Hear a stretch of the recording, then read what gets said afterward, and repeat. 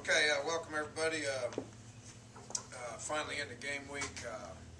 Sitting here after 23, 24 practices of camp to try to get ourselves in the best position that we can to play the first game, and not there yet, but luckily we got practice today, tomorrow, and Thursday and Friday to be able to get in position to play a good William and Mary team. Last week was the first week of school, and it was full of many distractions, and I can't name how many, inconveniences that we had to deal with, but luckily we got all that out of the way last week, and this week we're going to have a real game week, which will get us much more prepared for an actual game than anything. We have not really discussed much about William and Mary up until this point. We will, and we did the same thing last year against Marshall. We'll do the same thing next year against Alabama, but today is when we kind of start prepping for William and Mary, and they bring some different challenges. They play in a great conference that is the best FCS conference out there, in my opinion. They have, shooting the last 10 years, they've beat numerous 1A opponents. They've won national championships. William and Mary is one of those teams that have beaten 1A teams, and much like we dealt with last year with James Madison, you got to be on guard when you're playing a team like that. They're very well coached. Jimmy Laycock's been there for 34 years. I mean, how do you maintain your job for 34 years if you don't know what you're doing? So it's very well coached. His kids will play very, very hard. They're a lot better than how they ended last year. They had some quarterback issues last year with the injuries. They played 3 different guys. Hopefully, we're not in that situation this year. But defensively, they're very sound. Offensively, they're going to try to control the clock. They're going to try to get out there and run the ball and try to control it that well. So, much like we've gone into the last 2 years, we got to figure out what we do well. We got to figure out what our team's all about. So we challenge our guys to treat this week the same as we treat it next week, to learn how to prep for a week. We should enjoy the process of a game week. You only get about 12 of them, so you should enjoy the process, which we will enjoy the process this week, and then get out there and look forward to a fun afternoon in Morgantown. So with that said, I'll take some questions. Any further word on your quarterback situation? No, it's the same as it's been. I mean, we said that we're going to rep 2 of them this week. Paul and Clint will get 50% of the reps. We will still keep Ford ready to go. I feel good about being able to have 3 quarterbacks that we feel like can get out there and play ball. If it gets to that, then we'll deal with it. Who's going to start? I don't know. Either Paul or Clint will start, and the other one will play, and potentially all 3 of them will play. So at this point, they've done nothing to warrant not being quarterback here. So I think it's probably going to take some game reps and put those guys in situations where they got to respond in order to really see what they're all about. William and Mary was about 10 minutes from knocking off Maryland in the opener last year. Safe to say they can't be overlooked here? Yeah, it's just what I just said. I mean, them and everybody else in that conference. I mean, they got, James Madison's in their conference. Villanova's won a national championship. Delaware's won a national championship. They've all beat 1A opponents. Last year it was, they almost beat Maryland. A couple years ago they beat Virginia. James Madison's beat Virginia Tech. Villanova's beat Temple. It goes on and on. I mean, do we want to be the next on that list? I don't think so. So I think we're going to be able to take these guys pretty serious. We should be excited to play. It doesn't matter who we play. We're tired of practicing against each other. We're tired of going live. We're tired of doing offense, defense, and against each other. It's time to focus on somebody else, regardless who that opponent is. We should be excited to play.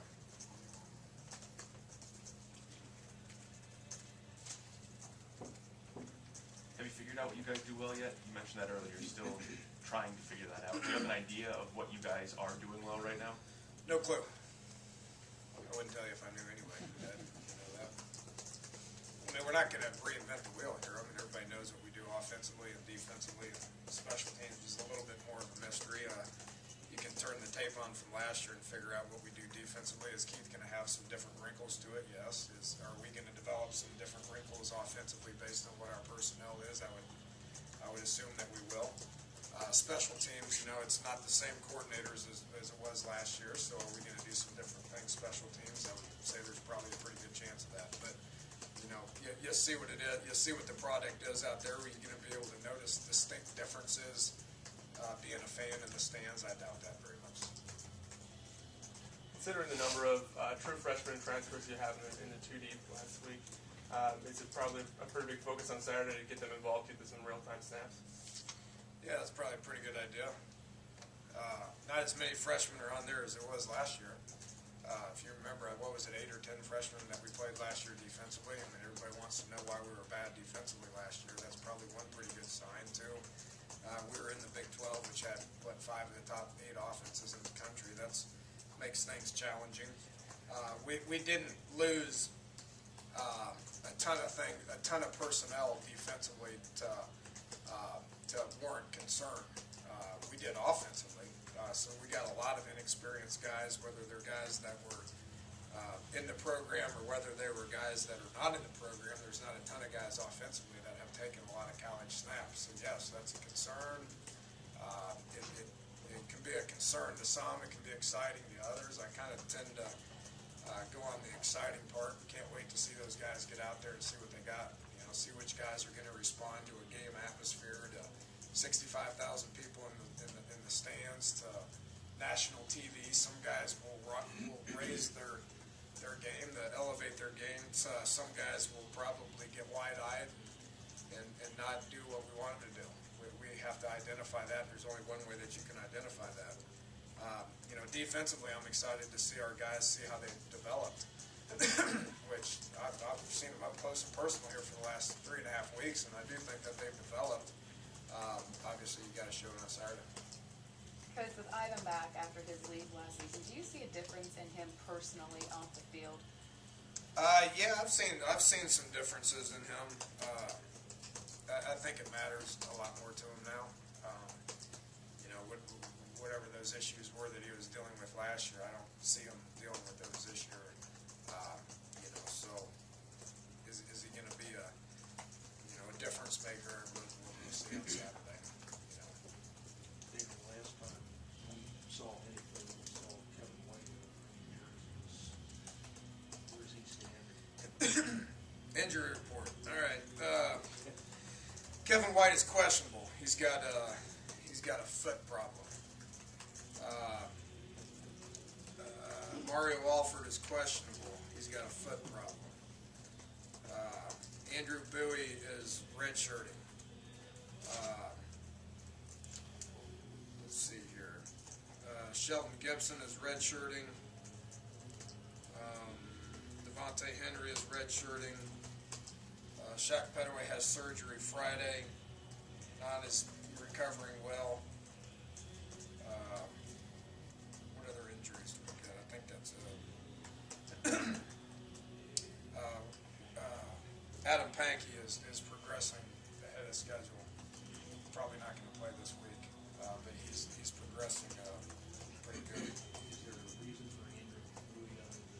He's just going to develop mentally and physically, and we're going to leave it at that.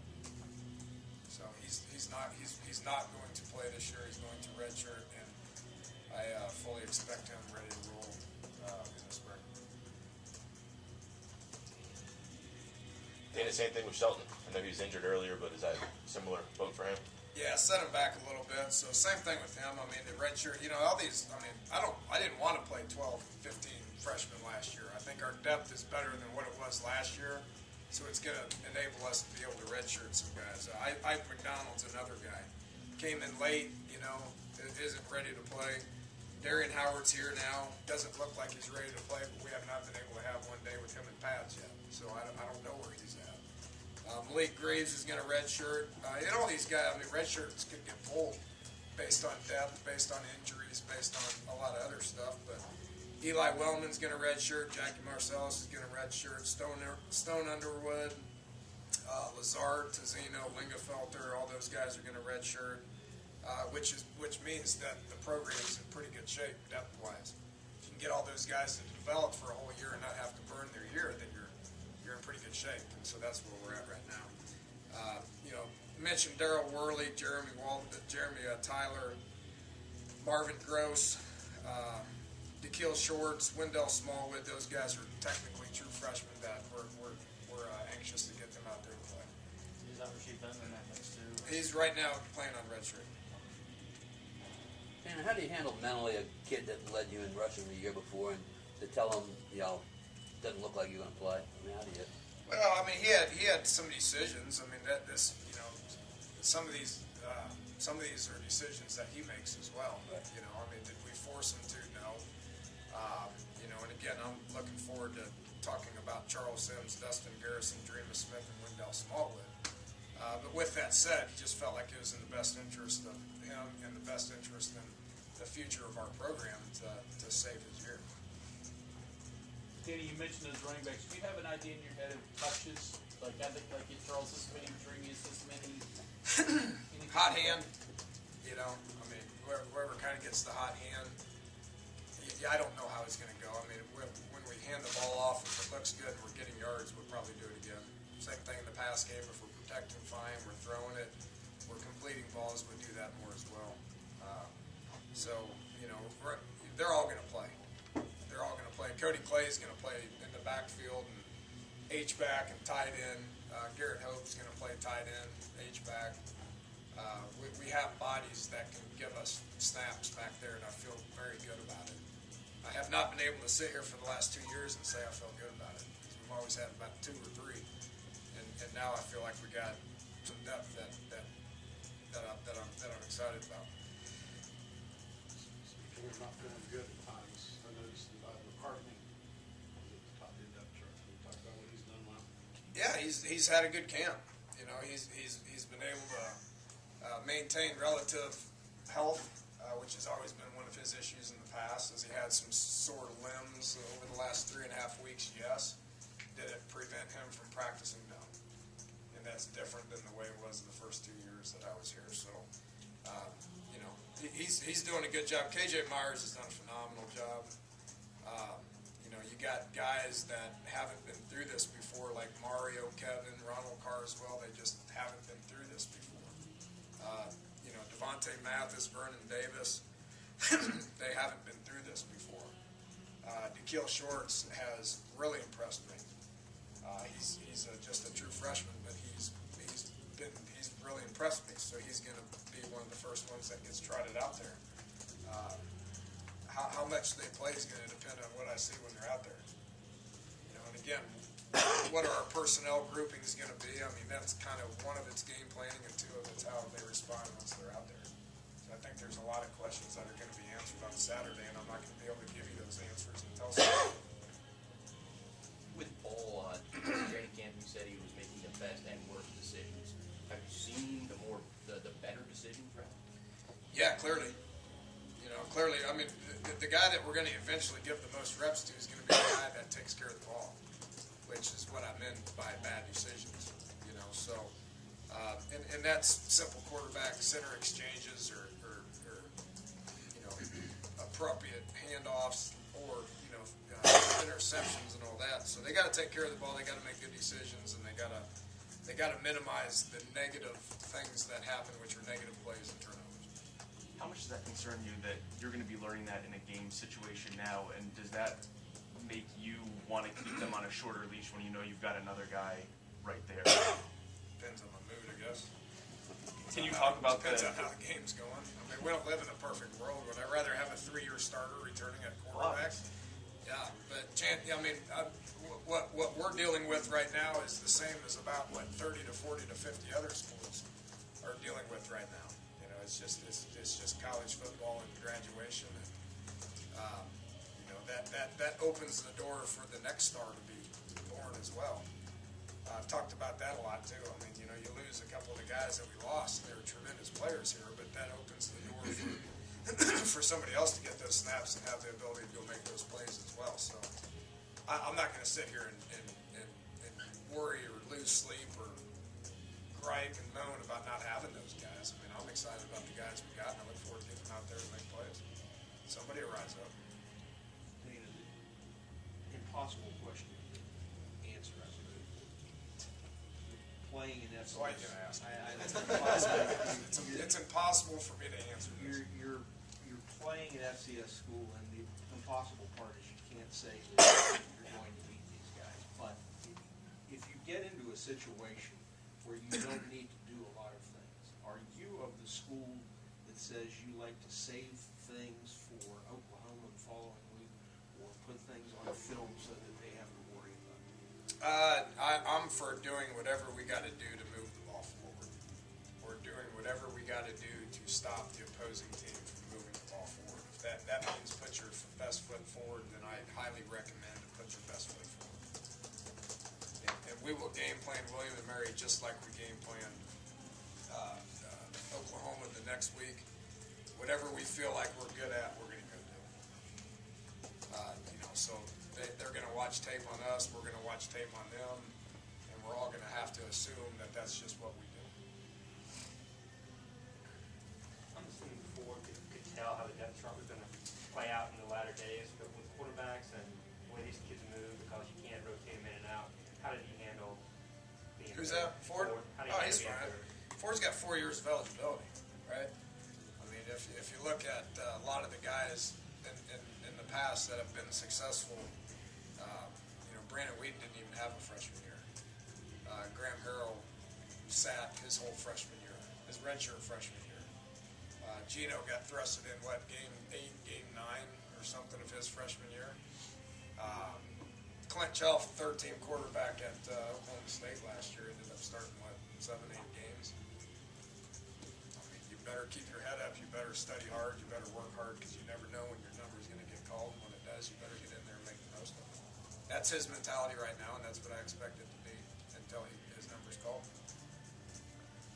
Which could be this year, it could be next year, it could be the next year. I don't know. You could put your 5 guys in the field, right? Skill guys there. Your satisfaction with inside receiver, does that mean maybe more running backs, or has that gotten better where you might actually see both inside receivers? Yeah, we will. We will. Jordan Thompson's healthy and will play. Mario's gonna get better and play. Devontae Mathis has impressed me in the last week and a half, so he will play. So we have 4 guys that can go in at inside receiver and play. With that said, that's just the position. The deeper we are at running back, the more we like using 2 backs or 3 backs or 2 backs and 2 tight ends or 2 backs and 1 tight end or 1 back and H-back and a tight end. I mean, there's a whole bunch of stuff that we can put in the game that's going to take snaps away from the inside receivers. So it takes away from the importance of having it 2 deep at the inside receiver spot. It's more important to have 2 deep outside, which we don't have. If winning is 1, staying healthy is 1B, I guess, what are other things, first game, all things equal, you'd like to accomplish or at least answer in your own mind? Just to see what the kids' mentality is like. And I'm talking about individually more than anything. Which guys get wide-eyed, which guys. Nothing puts guys in position more than a game does to figure out what their mental toughness is, their physical toughness, being able to be disciplined. Guys that haven't jumped off sides all camp may end up being flinchy and jump off sides because it's a game. A game is, we try to put them in as many situations as we possibly can, which I think we did a good job of as a staff, starting back in January, having a challenging off season. A lot of practice in the spring, a lot of practice in camp. Try to put them in as many situations as you possibly can. You can't simulate a game. I don't care who you're playing. You can't. So with this many new guys, this many guys that haven't taken snaps before, you got to kind of look at them to see what their state of mind is going to be, and if they remain calm, if they get wide-eyed, if they go into a shell. There's a whole lot of guys that we're going to try to evaluate that we haven't been able to do that yet. That's not number 1 on the list, but that's up there.